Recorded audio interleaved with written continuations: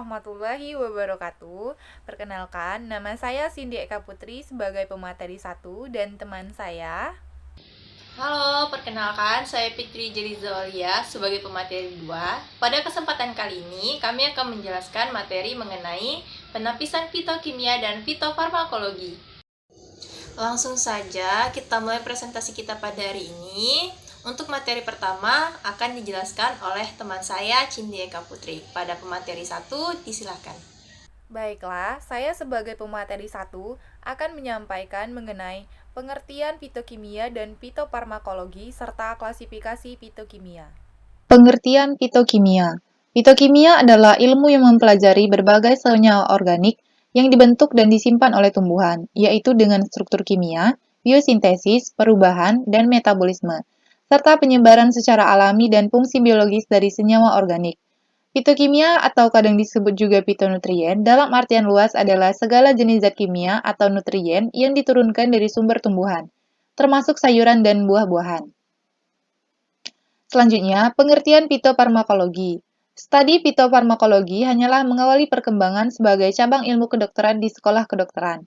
Walaupun banyak ahli farmakologi terkait dengan konstituen kimia tanaman, dengan kerja keras melakukan tugas khusus menginvestigasi farmakokinetik dan farmakodinamiknya dari kompleksitas kimia tumbuhan.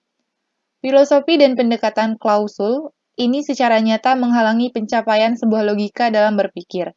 Banyak orang tidak menyadari arti pentingnya farmakologi klinik terhadap perkiraan efikasi obat herbal. Obat-obat alami yang secara umum cenderung multi-efek harus dilakukan pengujian pada manusia.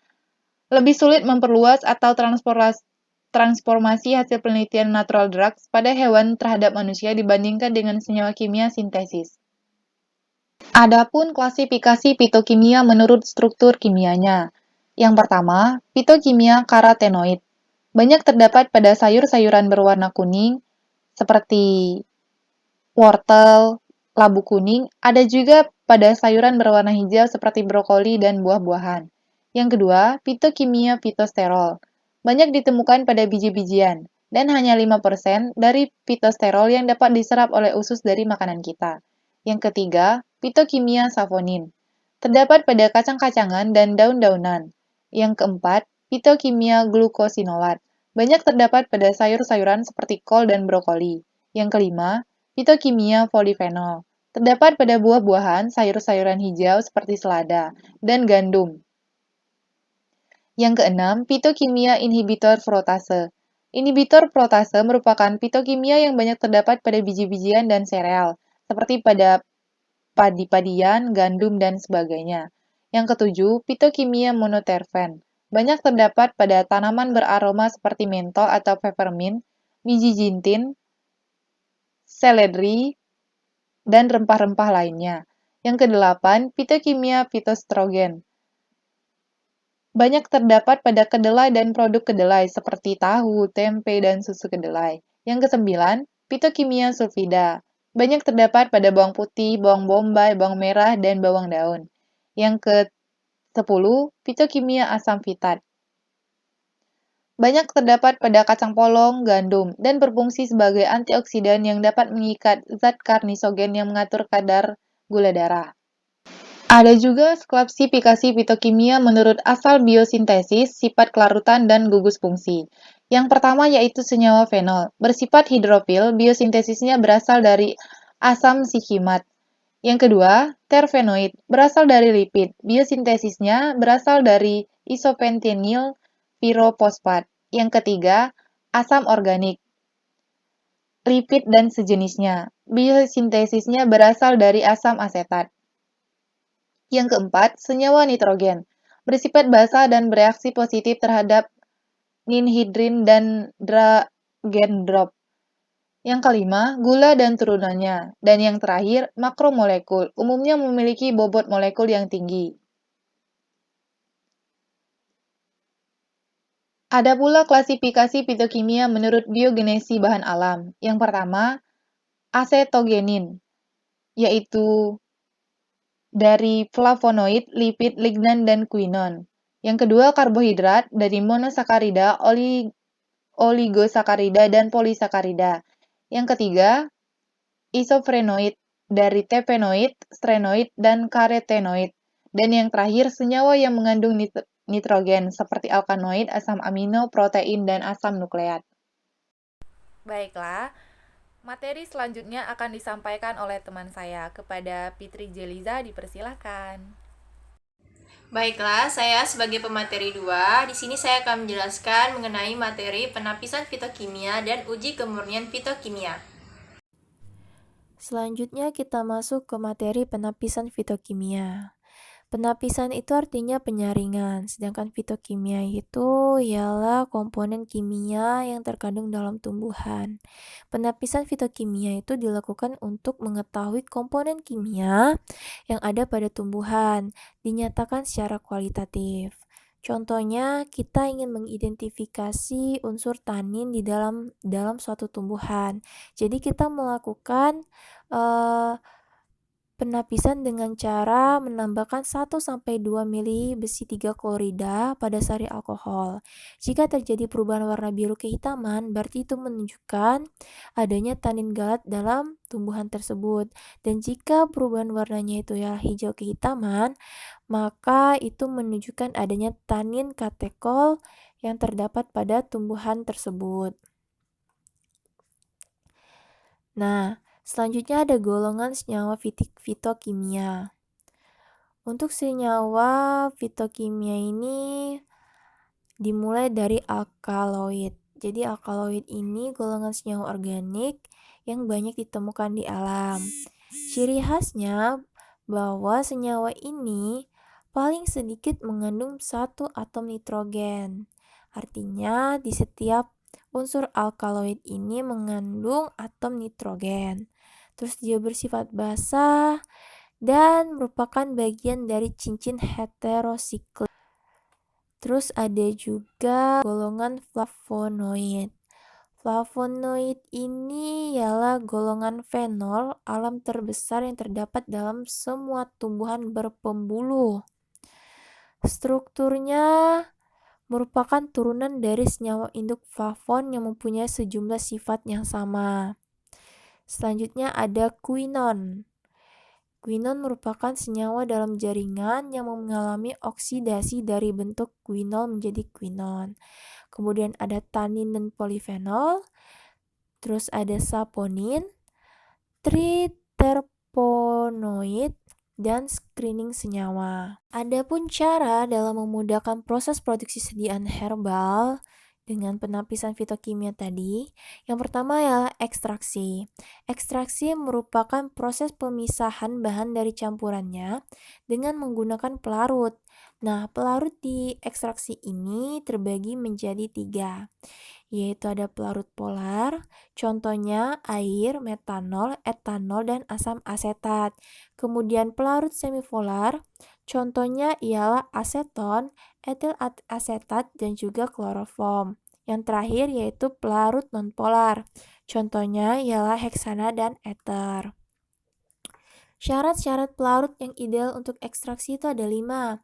Yang pertama ada tidak toksik atau ramah lingkungan, mampu mengekstrak semua senyawa, mudah untuk dihilangkan dari ekstrak, dan tidak bereaksi dengan senyawa-senyawa dalam simplicia yang diekstrak. Dan terakhir ialah mudah atau ekonomis. Selanjutnya ya ada fraksinasi. Fraksinasi ialah proses pemisahan senyawa-senyawa berdasarkan tingkat kepolaran. Nah, jadi fraksinasi ini dapat dilakukan menggunakan 2 metode. Yang pertama itu corong pisah dan kromatografi kolom. Kalau menggunakan corong pisah itu kita seperti menggunakan ya corong pisah pada umumnya dengan mengekstraksi cairan-cairan untuk memisahkan komponen dalam suatu campuran antara 2 fase pelarut dengan densitas berbeda. Selanjutnya yaitu adalah macam-macam proses fraksinasi. Yang pertama adalah proses fraksinasi kering, di mana didasarkan pada berat molekul dan komposisi dari suatu material. Selanjutnya ada fraksinasi basah, yaitu dengan menggunakan zat pembasah atau wetting agent atau disebut juga dengan proses hydrophilization atau deterjen proses. Dan yang ketiga adanya proses fraksinasi dengan pengembunan. Jadi, proses vaksinasi ini didasarkan pada titik didih dari suatu zat atau bahan sehingga dihasilkan suatu produk dengan kemurnian yang tinggi. Selanjutnya ada kromatografi. Nah, kromatografi ini cara pemisahan yang paling kuat di laboratorium kimia karena pemanfaatannya yang leluasa dipakai secara luas untuk pemisahan analitik dan preparatif. Biasanya yang analitik dipakai pada tahap pemulaan untuk semua cuplikan dan yang preparatif hanya diperlakukan jika diperlukan fraksi murni dari campuran. Nah, ada 4 teknik dari pertama ialah kromatografi kertas atau KKT. Dapat digunakan terutama bagi kandungan tumbuhan yang mudah larut dalam air seperti karbohidrat, asam amino, dan senyawa fenolat. Terus juga ada kromatografi lapis tipis atau KLT. Merupakan metode pilihan untuk pemisahan semua kandungan yang larut lipid seperti lipid, steroid, karotenoid, kinon sederhana, dan klorofil.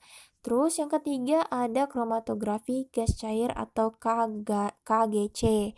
Penggunaannya untuk senyawa atsiri seperti asam lemak, mono dan monoterpen dan sesquiterpen. Terus hidrokarbon dan senyawa belerang. Yang keempat ada kromatografi cair kinerja tinggi atau KCKT, yaitu dapat memisahkan kandungan yang keatsiriannya kecil. KCKT juga suatu metode menggabungkan keefisienan kolom dan kecepatan analisis. Kita beralih ke materi yang terakhir yaitu uji kemurnian fitokimia. Jadi, uji ini dilakukan untuk menentukan golongan senyawa aktif dari ekstrak tumbuhan. Nah, uji fitokimia yang sering dilakukannya itu ada 5. Yang pertama ada uji polifenol, di mana ekstrak diteteskan di atas plat tetes yang ditambah larutan FeCl3. Hasil positif ditandai dengan perubahan warna larutan menjadi biru hitam. Yang kedua, uji quinon, di mana ekstrak diteteskan di atas plat tetes dan ditambah larutan NaOH2n. Hasil positif ditandai dengan perubahan warna larutan menjadi merah. Selanjutnya ada uji alkaloid, yaitu kloroform dan asam sulfat secara berurutan kemudian dikocok, lalu didiamkan hingga kloroform dan asam sulfat memisah. Nah, hasil positifnya ditandai dengan terbentuknya endapan coklat kemerahan pada reagen Dragendorf dan warna coklat pada reagen Wagner. Yang keempat ada uji triterpenoid, steroid, dan saponin, yaitu ekstrak diuapkan, ditambah kloroform, dan dikocok kuat-kuat. Kemudian terbentuklah busa yang stabil selama 30 menit, menandakan adanya saponin dalam ekstrak. Ekstrak yang sudah tadi ditambah dengan kloroform, ditambah dengan asam klorida 2N, kemudian disaring. Lapisan atas diuji dengan reagen Lieberman, hasil positif dari triterpenoid ditandai dengan terbentuknya warna merah, sedangkan hasil positif steroid ditandai dengan terbentuknya warna hijau biru. Yang terakhir ialah uji flavonoid. Jadi uji ini dilakukan dengan 3 jenis ekstraksi yang berbeda yaitu jenis reaksi yang berbeda yaitu NaOH, asam sulfat pekat, dan MgHCl. Perubahan warna yang terjadi pada masing-masing reaksi disesuaikan dengan tabel reaksi warna flavonoid. Itulah dia pembahasan materi mengenai penampisan fitokimia dan fitofarmakologi dari kelompok kami. Selanjutnya, untuk bagian kesimpulan akan dibacakan oleh teman saya Cindy Eka Putri. Kepada teman saya Cindy Eka Putri, disilakan. Baiklah, adapun kesimpulan kita pada pembahasan kali ini, fitokimia adalah ilmu yang mempelajari berbagai senyawa organik yang dibentuk dan disimpan oleh tumbuhan, yaitu tentang struktur kimia, biosintesis, perubahan, dan metabolisme, serta penyebaran secara alami dan fungsi biologis dari senyawa organik. Fitokimia atau kadang disebut dengan fitonutrien dalam artian luas adalah segala jenis zat kimia atau nutrien yang diturunkan dari sumber tumbuhan termasuk sayuran dan buah-buahan. Langkah-langkah dalam analisis fitokimia meliputi pemisahan, pemurnian, dan identifikasi. Tahap pemisahan dapat dilakukan dengan kromatografi, ekstraksi, dan fraksionasi. Diperuntukkan dalam tahap pemurnian, sedangkan uji-uji fitokimia dilakukan dengan identifikasi lebih lanjut. Baiklah, itulah pembahasan dari kelompok kami. Lebih dan kurang kami mohon maaf. Akhir kata, wassalamualaikum warahmatullahi wabarakatuh.